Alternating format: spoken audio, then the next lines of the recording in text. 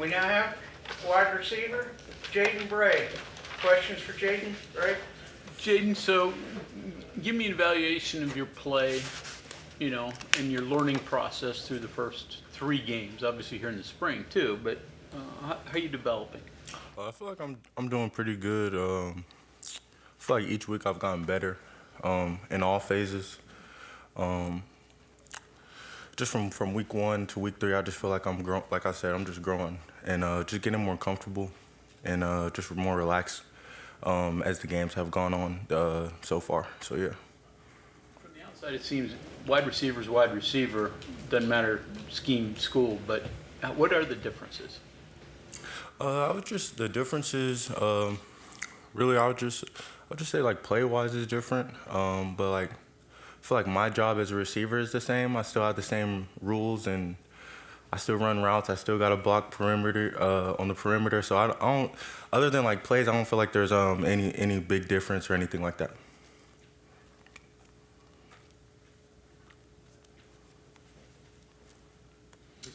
Having experience in the past dealing with disappointing losses and bouncing back, any you could think of off the top of your head? Can you repeat that? I'm sorry. Just in the past, Oklahoma State, any experiences of bouncing back after disappointing losses?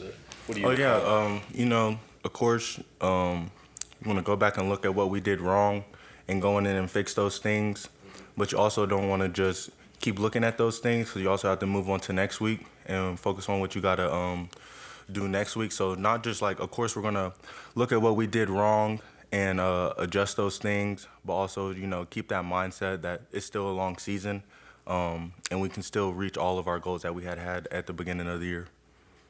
Challenges Kansas present?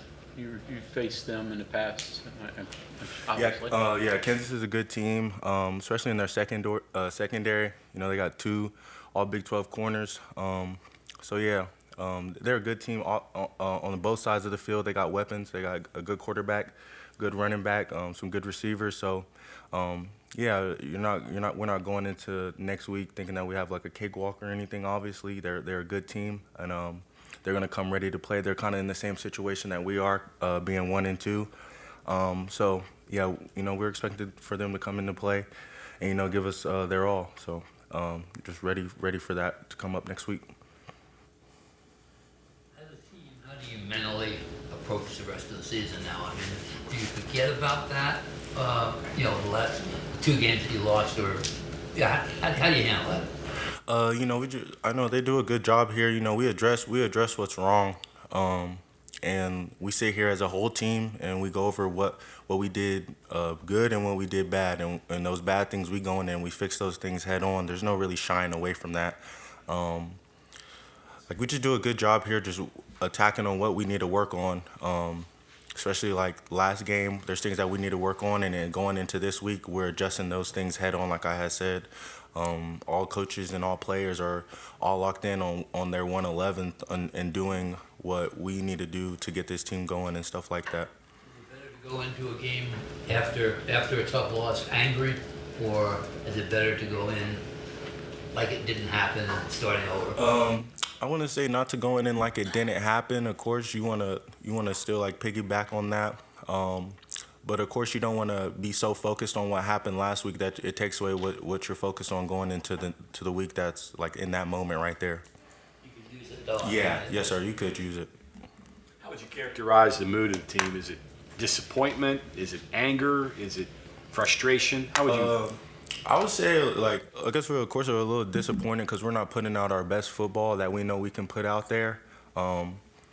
Especially, I feel like we won that whole game and we just didn't finish the game.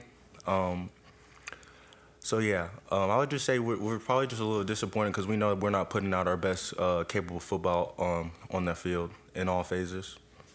How would you compare the disappointment after the Pitt game compared to the loss to Penn State? I don't really know how I compare them. Like, I feel like the first game we kind of like probably just got swallowed up by like the emotions leading up to the game, especially like the type of game it was going into it first week. I feel like we might have just got our emotions get ahead of us, and then like comparing to this game, I just feel like like I said, we played good all the way until like like 5 minutes left. I just feel like they give credit to those guys. They just feel like they played more, like they wanted it more than us towards the end of the game. Go back a little bit. The South Alabama game last year, not the same, but that was right before Big 12 play, right? Yep. Yes, sir. Think you lost to Iowa State? Yeah, we lost. I think so. We lost to Iowa State at Iowa State. So I mean, so you're kind of familiar with this, and you end up playing for the Big 12 championship. It sounds like, again, not the same, but you've kind of been here before Yeah. too. How does a team blinders on, I guess, and not remember the past, forget it, and then just keep looking Yeah, forward? you know, that just comes in of not looking at the outside noise and realize that the only player and people that know what's going on on this football team are really the people that are here every day and out there practicing and out there working with us, and like, so just keeping the outside noise out and just focusing on what we know, what we're capable of, because we know what we're capable of and what type of team we are and what we can put out there on Saturday. So it's just at this point just going out there and really doing it and showing what we're capable of. Was it hard to believe a team that could lose to South Alabama and then go 0-1 in the Big 12, they could actually get to Dallas and play for it? I would say no, because it all becomes on like what type of team we were and what we thought we could have done and could achieve. I think South Alabama team that year, I think they won their conference that year. I think they won. So you gotta give credit to those guys for coming in ready to play as well. But his point about South Alabama, you got better. The team got better from that point on through the rest of the season. Yeah. How does a team do that? What do you have to do as a team to get from where you are now to where you want to be? Just more locking in and more sacrifices on and off the field. Whether that's just coming in, watching more film, less time on the game, like just stuff like that. Just being more locked in and just showing that if we really want to get to where we want to be, then we just got to do the extra. And Coach Brown's always saying, rare air requires rare effort. So. Neil has talked a couple times about your ability on special teams, coverage and things like that. Did it take you a while to accept that? I mean, not even just here, but earlier in your football career, that special teams was important? Yeah, at OSU, I barely really played any special teams. I was probably just on kickoff return, but I was probably like a 3 on the depth chart, so I didn't really play that much special teams. I always knew special teams were important, but really just being a part of them, I just really wasn't a part of them until I had gotten here. And now that I am here, it really did open my eyes, especially just being at the positions that I am, because they're pretty important positions. And special teams could be the determinant of a win or a loss in a game. So they're really important. Is it hard to be a bullet on a punt coverage team? Yeah, sometimes it can be. It definitely pushes you to be to strain more and stuff like that. But I think I'm just getting better at it every week. Coach, in that regard, coaches also talk at the next level. People as wide receivers, unless you're the number one, you're going to be on special teams. Yep. Is that something they preach? Something you realize? Yeah, for sure. They're always talking about that. They always bring up Bryce Ford Wheaton. They're always telling me about his position and what he's doing right now, and they're just always bringing up other next level guys that are there right now that were maybe the guy playing wide out, and then once they get to the league, they're more the guy on special teams. So they're always preaching about what special teams could do for you and other people in the league.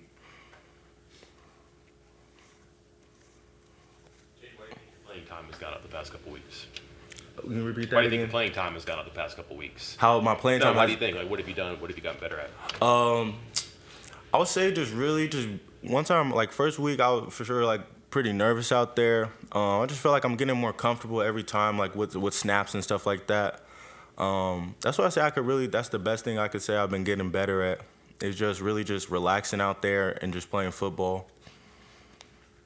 How much does it help? This sounds so silly, but probably important that Garrett has seen you run a bunch of routes and games now and knows just more comfortable with you. It's not practice, it's different. Yeah, it's really important because with timing, that's everything with the quarterback being on time with the QB. And me and Garrett get together and we talk, and I'm all for him. So whatever he wants me to do and what time he wants me to be out of a break, it's all catered to him. Because if the QB and I'm not on the same page, then that could throw off the whole play.